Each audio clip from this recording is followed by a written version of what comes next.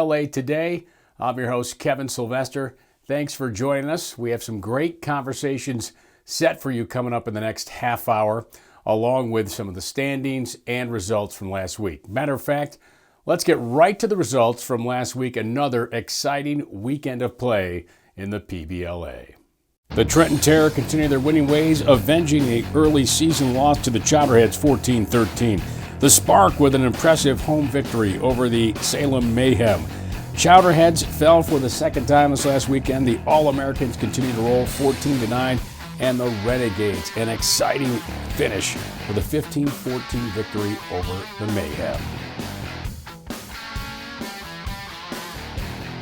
Now, if you haven't had a chance to get out to a game yet, be sure to check out the schedule at PBLA.com. You can get your tickets right there to see your home team in action. Now, with that update in the scores, we have an update in the standings. Let's take a look. As we look atop the standings, the Jim Thorpe All-Americans and Trenton Terror, both teams 3-1. Elmira Renegades 2-1. The Syracuse Spark 2-2. Binghamton back in action this week at 1-1, along with the Hampton Hammerheads 1-1. The Bootleggers also 1-1 with the Chowderheads 1-2. Salem Mayhem still looking for that first win at 0-4. All right, coming up next on the show, our featured conversation interview. You don't want to miss it. Stay with us right here on PBLA Today.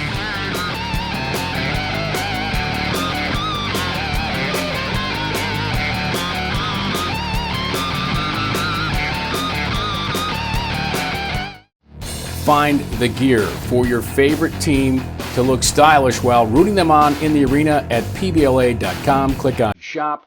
Scroll down to your favorite team, click Shop Now, and there you'll find all the merchandise to cheer on your favorite team and look good doing it.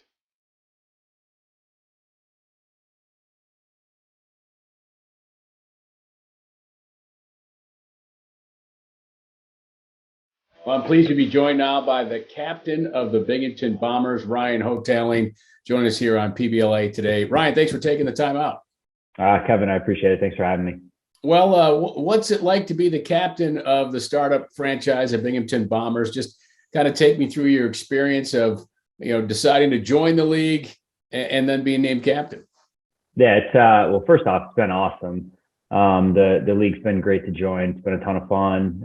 They're taking a player approach first, which is phenomenal to see. In terms of being the first captain, I guess in franchise history is an honor. It's obviously a lot of weight, right? You got a lot of guys looking up to you for leadership, guidance, things of that nature, and just try to embrace it, right? Try to be there for guys where I can. Try to do the right things, whether that's on the field, off the field, going 110%, giving advice, whether it's play or just life. Trying to be here for the guys where I can. I've been around numerous lacrosse leagues. I've been playing for a really long time, probably one of the older guys in the league, although I don't want to admit that. So I've got some years under my belt and just try to share the wisdom and guidance that I've been given, try to pass it on to some of the younger guys. It's been awesome. I was going to mention it's probably because of, I was going to say vast experience. That's a good way to put it. Not age with that, but, let's talk about that experience and how do you, bringing that to this team and to this league. Just talk about the advantages of having, all that experience under your belt with new leagues, new teams, playing both indoor and outdoor. Yeah, so I've seen it all, right? Whether it's delayed flights, games getting moved from Fridays to Saturdays, equipment bags getting lost, you name it. I've literally experienced everything. What do I bring to the table when it comes to that? I think it's just a constant steadiness, right? I'm not one of those guys that gets really high amped up, and I'm never one that gets really, really down in the dumps. I'm kind of that even keel individual. And I think that that's just how I built myself. I'm really even keel, and I try to bring that to the team, whether we're celebrating highs or trying to come together during the lows. And I think it's something that is a foundation you can really build upon. But talk to me about your time at Nazareth, and it was a small school, but it's well known for lacrosse. Yeah, it's got a great background in lacrosse history. It's a phenomenal school academically. Geographically, it's in a phenomenal town right there in Pittsford. Naz was great to me, academically and athletically. The college was phenomenal to my family as a whole, which I'm forever thankful for. Obviously I was blessed with a pretty good college experience playing wise. I walked out of there as a 3-time All-American. I was attacked in the year in 2005. It's an honor to be in the Hall of Fame there. There's a lot of really prestigious names that have gone through there and played the game. So to be in the same sentence as a lot of those guys is a really cool experience. Well, lacrosse people know, but maybe sports fans know. They think of the Mid-Atlantic as kind of the hotbed for lacrosse, but area where you grew up in Syracuse, on through Rochester, even through Buffalo, and then the Southern Ontario, really lacrosse hotbed, isn't it? Yeah, it is. It's grown tenfold too over the last few years. When I was going through high school and gearing up for college, obviously a lot of the schools around us were playing. My school specifically, Onondaga Central, did not have lacrosse. So we joined with Corcoran, which was a city school right there in Syracuse. And I'm happy to say now that Onondaga does have a team, which is great. Just speaks to the growth of the game over the last few years. Taking nothing away from my experience at Corcoran, it was phenomenal, and I wouldn't be in the position I am today without it. But just to see schools embrace the sport like your Onondaga Centrals and some other smaller schools in the area has been great, and just goes to show a lot of kids are interested in playing lacrosse and going to continue to grow. And why do you think that is? Why do you think the growth has come? Is it from leagues that come into play like the PBLA? What do you attest it to? Yeah, I think that's definitely has a lot to do with it, right? There's more opportunity for kids to play at a higher level like the PBLA.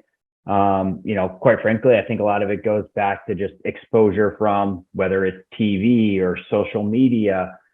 Kids live with devices in their hands now, and I can't say I don't, because I do, right? I work, I bank, you name it. I check my kids if they're sleeping on my phone, on my app. So having that technology at your fingertips and seeing the game and seeing what some of these kids are doing, scoring goals, throwing takeaway checks, I think it gets kids really excited to see that. They want to be part of it. They see how fast it is. And then, of course, they come to a game like a PBL game down in Binghamton. There's, 2,000 people there. People are going nuts. It's the energy is contagious, and it gets kids excited to go out and try it for themselves, which is awesome. You've also had the unique experience of competing internationally in box lacrosse. The internet's an amazing thing. You can find these old interviews. I found one of you practicing outdoors for box lacrosse. Talk to me about the experience of competing for your country.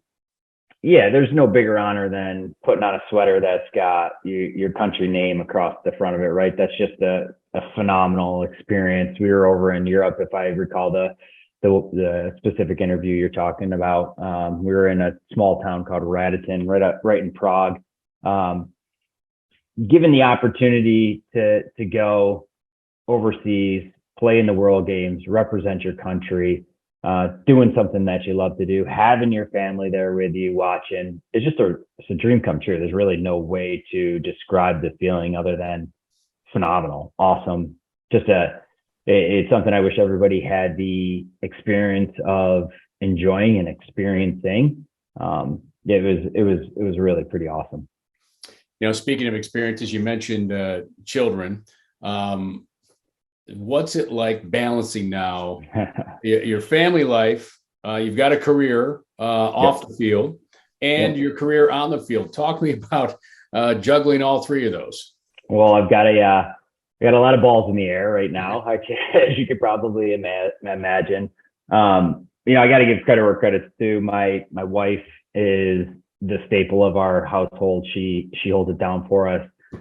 We've got 2 little boys. One is 4, one is 1, Reese and Chase, and they're a handful. They're 2 little boys, right? So they're just tackling and smashing things and having a blast. I work full time. I'm a regional sales director for Dell. So I've got a lot going on, and if it wasn't for her and the rest of my family, it wouldn't be possible to play in the PBLA. So I'm just thankful that we've got her. She allows me to work out, spend time with the kids, and then more importantly, go and travel and be with the guys and play. Yeah, well, I will tell you, enjoy the time when they're little, because it flies by, and everybody tells you that, I'm sure. What have you seen early on from your team? Well, you know what? We talked a little bit about the highs and the lows. So we came out that first night. It was really, really high energy. Guys were super focused and plugged in, and our efforts on the floor showed. We played a really good game. We played a really good Elmira team who's had some really good wins. So that's the good. The bad is we followed that up and didn't play all that well. We had really low energy. Warm up was bad. It was Friday the 13th. I don't know what else to say. But I think we've got a really good core group of guys. You know, Neil and the coaching staff have made some tweaks, bringing some new guys in, moving some guys out. We'll be interested to see how some of the new guys fit into the lineup. But I think we've got a really strong core set of guys. I think once we get some weekends where we can, you know, play a game versus game off. I think we'll hit our stride and peak at the right time. Yeah, you know, with that, do you feel like you have to be more vocal? You know, because you know, like yourself, guys are working along with playing, and there's not a lot of practice time or time together that you know, you might have had younger teams in college and such experiences that you've had. Yeah, I think it's just constant communication with all the guys on the team. You know, letting guys know, hey, I'm putting in the effort today. I'm logging the hard miles. I'm going to the gym, making sure everybody else is trying to do that as well. You know, at the end of the day, we've all got to take a look in the mirror and realize we were put on the team to do a job. And when we plug in and come to the arena, we're there to do a job. And you know, the unfortunate thing is if you show up and you don't do your job, you're probably going to be replaced. And I think we all have to just remember that, right? We're paid professionals and we're there to do a job. And that's what we're really trying to focus on is doing what you're there to do. Well, I can see why Neil made you captain.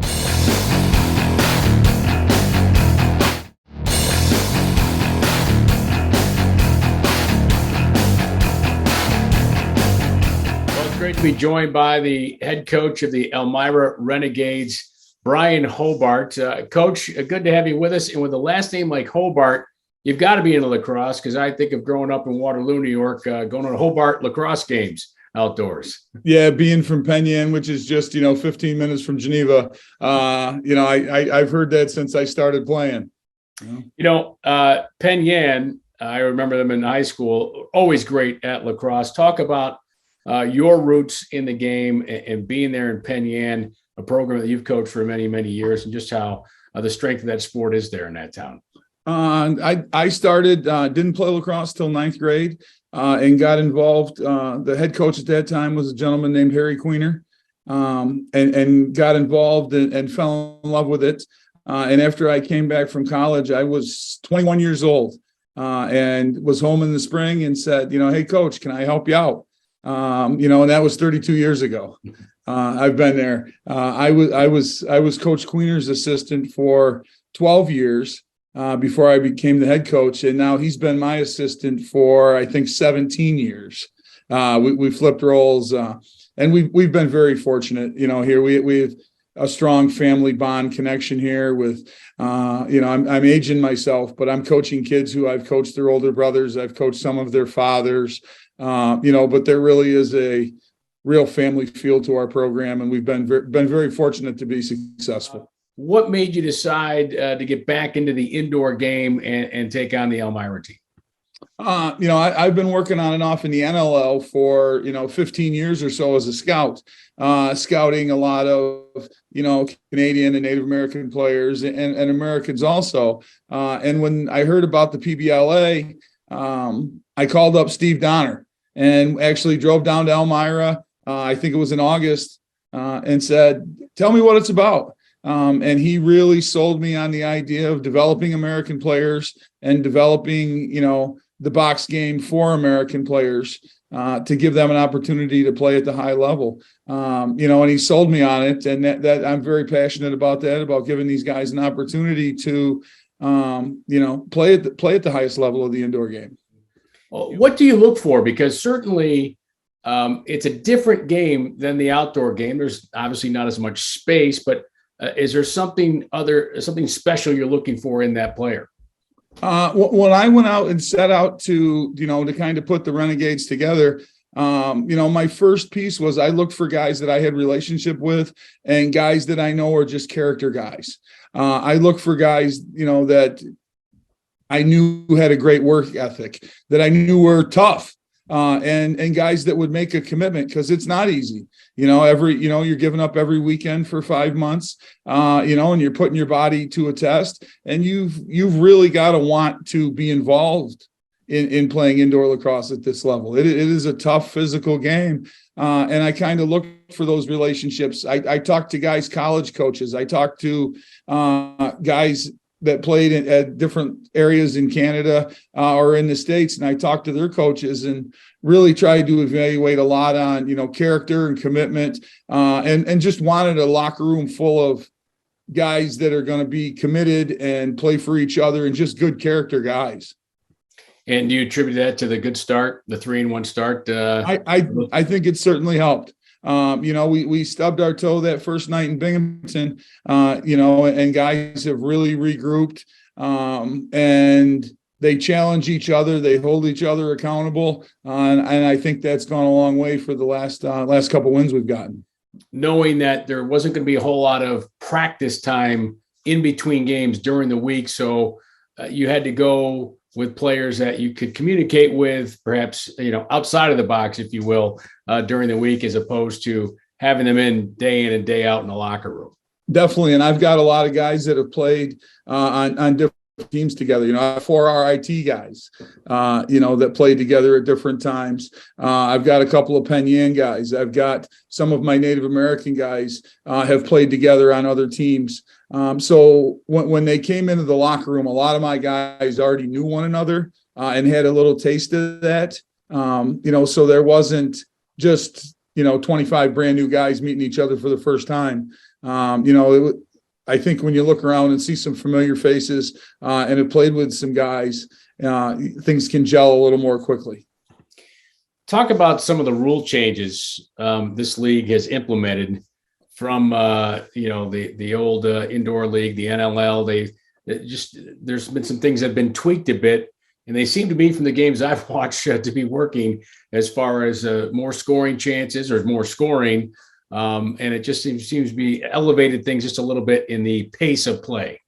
It certainly has. The substitution rules, with only being able to sub out the door closest to your goal, makes it very challenging. And honestly, we're 3 games into the season, and we're still tweaking and kind of figuring it out, as I think everybody is.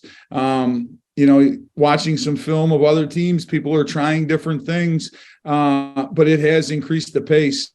And I've talked to a number of people that have seen a lot of NLL games over the years, and they're very impressed with this league and just how fast it is. It's up and down the floor, and these guys' conditioning level has to be, crazy high just due to the pace of that game.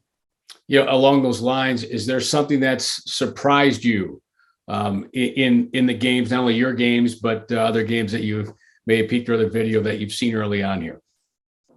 I don't know if it surprised me, but I love the penalty shots. I love the penalty shots. The opportunity that 2 per half, you can take a penalty shot instead of a 2-minute minor. And really in the games that we've played, they're momentum swingers. And for whatever reason, the crowds love them. And one of the games we were down and we got a penalty shot. The crowd got right back into the game, and I think they've been a great addition to what we're doing. I agree. I like the penalty shot too. And speaking of fans there, how do you think the fans have taken to the team? It certainly seems from the video I've seen that the Elmira fans are really behind the Renegades. It's been a great couple of home games in Elmira. I think we have a mix of, they did a great job of promoting with the youth lacrosse programs in the area. So we're getting some, field lacrosse people, introducing them to the box game. Elmira is a hockey town, so we're getting some of the local hockey fans. We've been fortunate enough We've been in the arena a little bit at some hockey games with the guys and gotten to meet some of the locals that come to the hockey games. And they've really adopted us as their own. And the 2 games we've been there, it's been a great fan base so far. We really hope to build it. People are banging on the glass. They've been really exuberant, and it's been really enjoyable. Well, winning's always enjoyable. Yes. I know your players are enjoying that. I know you are too, and the fans are also. Coach, thanks so much for your time. Continued success this season, and keep it rolling. Thank you. I appreciate it, Kevin.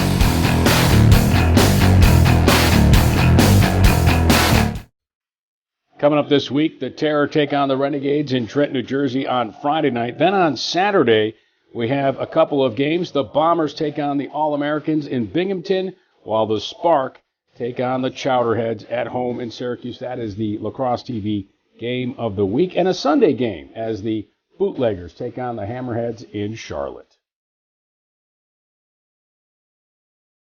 Hey, thanks for watching this edition of PBLA Today. Be sure to check out our game of the week right here on Lacrosse TV to see your team in action if you can't make it out in person. But also check PBLA.com for all the scheduling, all the tickets, merchandise, etc. for your favorite PBLA team. Until next time, I'm Kevin Sylvester. Thanks for watching.